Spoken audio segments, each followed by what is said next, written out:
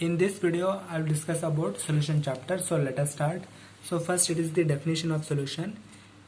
So if two or more substances are mixed homogeneously, or the homogeneous mixture of two or more pure substances are known as solution.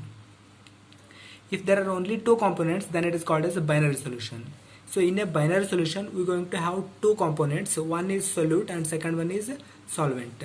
The one which is in excess amount, it is known as solvent. One which is in a smaller proportion is known as solute. So then we have this one. A better solvent is one which have a high dielectric constant. So in this case, the water is called as a universal solvent. So because it has a high dielectric constant. So then we have a definition related to saturated solution.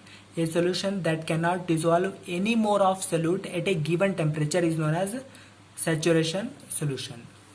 It's a saturated solution. It means that if we keep on adding solute to solvent at that time, at one point, it does not dissolve any more than that one. That particular type of solution is known as saturated solution. Then we have a supersaturated solution.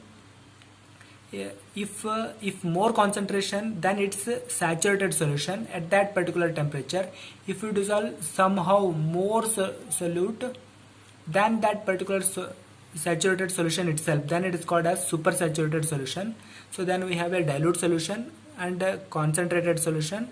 So then we have a solubility, maximum amount of solute in gram which can dissolve in 100 gram of solvent to form saturated solution at a particular temperature is known as solubility. So it means that solubility is nothing but mass of solute in grams divided by mass of solvent into 100.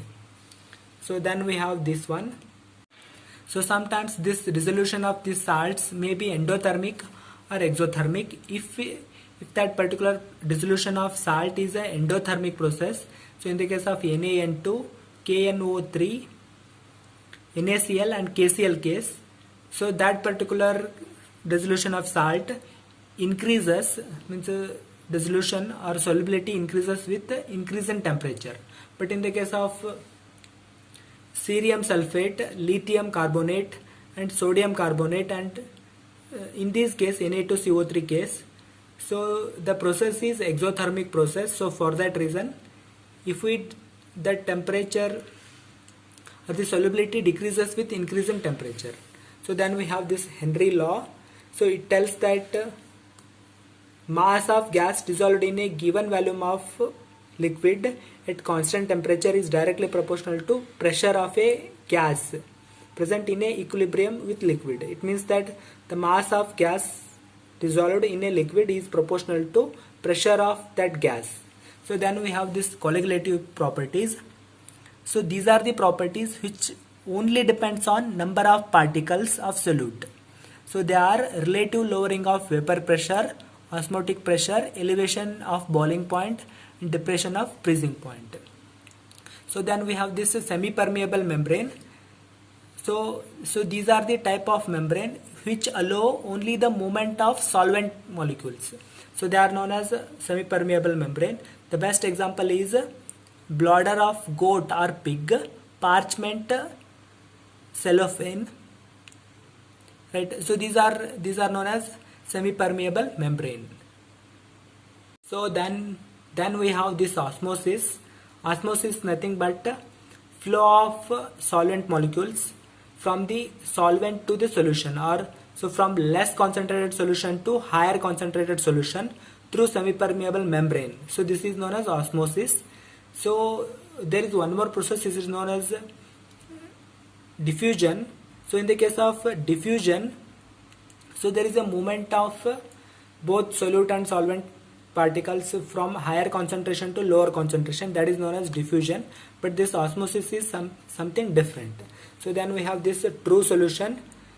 So if a solution is homogeneous and the size of solute particle is less than 10 raised to minus 9 meter, so then it is known as a true solution. So then we have suspension. A suspension is a heterogeneous solution in which size of solute particles is more than 10 raised to minus 6 meters. So then we have a colloidal solution. A colloidal solution is a heterogeneous solution in which the size of particle of the dispersed phase lies between 10 raised to minus 9 to 10 raised to minus 6 meter. So the best example is milk, gum, blood, ink. So then we have this dispersed system. Here we have some definitions. Let us see. Sol, if solid dispersed phase is in a liquid dispersed medium, so then it is known as sol. Right. So then we have this aerosol. Solid or liquid is dispersed in gas, so then it is known as aerosol. So example, fog. Right. So then we have this aquazole.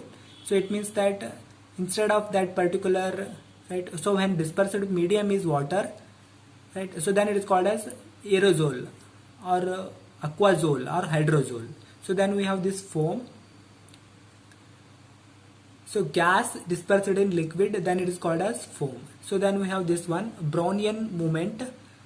So these colloidal particles continuously move in a zigzag fashion. So it is known as Brownian motion or Brownian movement. So then we have this Tyndall effect. So scattering of light by colloidal particles. So it is known as Tyndall effect. So then we have this dialysis. The separation of particles of colloids, so from its diffusion mixture through enamel membrane or parchment membrane is known as dialysis. Right. So through this dialysis method we do the purification of colloidal solutions. So then we have coagulation or flocculation. So actually these colloidal particles are either positively or negatively charged particles. So when some electrolyte is added to colloidal solution, so these colloidal solutions, they get neutralized. So this process, they get settled down. So this process is known as coagulation or flocculation. So then we have this process, electrophoresis. The movement of these colloidal particles under the influence of this electric field to one of the electrode. So then that particular process is known as electrophoresis. So this much only. So remaining concept or next chapter we're going to discuss some new concept.